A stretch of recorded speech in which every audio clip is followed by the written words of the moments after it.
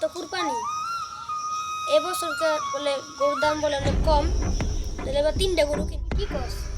কাকা, আপনার আবার চিন্তা কিসে?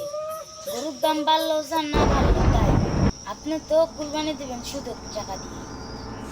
তোরা সুদের টাকা দিয়ে এইটা স্ক্যাম, এই ধন সম্পদ হইছে।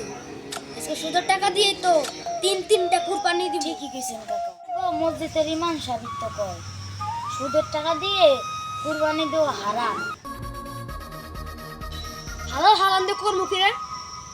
যার টাকা আছে আর সম্মান আছে, আর যার টাকা নাই আর সম্মান নেই। শোন, এই দুনিয়ায় টাকা ছাড়া কিচ্ছু হয় না। আর হালাল হারাম দিয়ে করবো কি? তুই ইমান সাহেবের কথা বাদ দে। তোর এবার একটু এবছরকে মাংস একটু বেশি দিবা, তুই চিন্তা করিস। চল তো গরু কিনে নিবি। চলেন চলেন চল।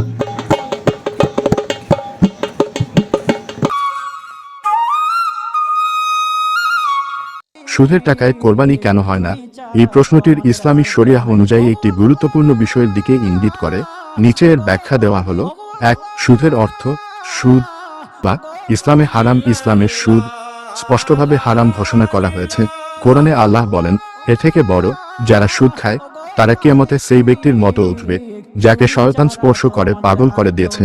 আল্লাহ সুদ ধ্বংস করেন এবং সদকা বৃদ্ধি করেন। সূরা আল বাকারা 275-276। 2. কোরবানি একটি ইবাদত। কোরবানি একটি অত্যন্ত গুরুত্বপূর্ণ ইবাদত যা নিছক পশু জবাই নয়, বরং ত্যাগ ও আল্লাহর সন্তুষ্টির প্রতীক। তাই কোরবানির জন্য যে সম্পদ ব্যবহার করা হবে তা হালাল ও পবিত্র হওয়া আবশ্যক। 3. অশুদ্ধ সম্পদ দিয়ে ইবাদত গ্রহণযোগ্য নয়। সুদ বা হারাম উপার্জন থেকে যদি কেউ কোরবানি করে তবে সেই কোরবানি শরীয়তের দৃষ্টিতে গ্রহণযোগ্য নয়, কারণ ইবাদতের জন্য পবিত্র উৎস থেকে মাল খরচ করাই আবশ্যক। উপসংহার: সুদের টাকা হারাম হওয়ায় সেই টাকা দিয়ে কোরবানি দেওয়া বৈধ নয়। কোরবানির জন্য হালাল উপার্জন হতে হবে যেন সেই ইবাদত আল্লাহর দরবারে কবুল হয়।